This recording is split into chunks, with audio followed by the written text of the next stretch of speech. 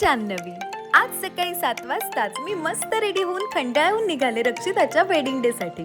तासाभरातच रत्नागिरीत पोचल्यावर माझी राईट हँड मयुरीला पिक करून आजच्या हेअरस्टाईलसाठी लागणारी फ्रेश फुलं घेतली आणि मग आमचा प्रवास सुरू झाला.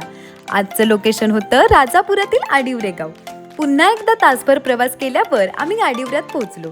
गेल्या गेल्या सगळ्यात आधी आडिवऱ्यातल्या एका हॉटेलमध्ये माझी फेवरेट मिसळ खाल्ली आणि मग आजच्या ब्राईडच्या घरी पोहोचलो आणि बघतो तर काय, ब्राईडचे काही लग्नापूर्वीचे विधी बाकी होते. जवळपास 2.5 तास वेट केल्यावर फायनली आजची ब्राईड विधी संपून आली आणि जेमतेम साडी नेसवून घेतली. तोच तिला परत एकदा आणखी विधींसाठी बाहेर बोलावून घेतलं. आता लग्नाला जेमतेम अर्धा तासच बाकी होता. नवरीबाईंना खूप टेन्शन आलं होतं. आता मेकअप होणार तरी कसा, एवढ्या घाईत आटपायचं कसं, तिलाच कशाला, मला सुद्धा खूप टेन्शन आलं होतं. फायनली मुहूर्ताला शेवटची 20 मिनिटं असताना रक्षिता आली आणि 20 मिनिटातच आम्ही तिला छान तयार केलं. तर हा आहे आजची ब्राईड रक्षिताचा विधी लुक. खरं तर एवढ्या कमी वेळात काम करणं आमच्यासाठी खूप कठीण होतं, पण सगळे विधी त्याचबरोबर लग्नाचा मुहूर्त असं सगळं सांभाळून तिला छान तयार करणं हे माझं आजचं मेन मोटिव्ह होतं. फायनली मुहूर्त आला आणि लग्न लागलं.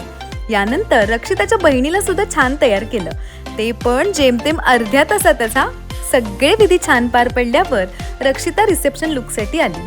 जेमतेम अर्ध्या तासातच तिला छान तयार केलं, ते पण साडी, मेकअप, हेअरस्टाईल असं सगळं चेंज करून, बरं का.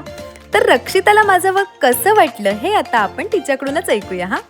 खूप छान मेकअप केलेला. हार्डली 20 मिनिट्स तिला भेटले आणि त्या 20 मिनिट्समध्ये एकदम मस्तपैकी नॅचरल लुकवाला मेकअप केलेला मला पाहिजे होता अगदी तसाच, आणि हा सुद्धा लुक एकदम मस्त केला आहे. Thank you so much Janhavi. यानंतर लंच करून आम्ही तिथून निघालो. येता येता आडिवऱ्यातल्या प्रसिद्ध श्री देवी महाकालीच्या मंदिरात गेलो. देवीचं छान दर्शन घेऊन आम्ही परतीच्या प्रवासाला लागलो. रत्नागिरीत मयुरीला सोडून मी सुद्धा खंडाळ्याला घरी जायला निघाले. तर आजचे अगदी कमी वेळात केलेले रक्षिताचे लुक्स तुम्हाला कसे वाटले हे मला कमेंट्समध्ये सांगायला विसरू नका. बाय.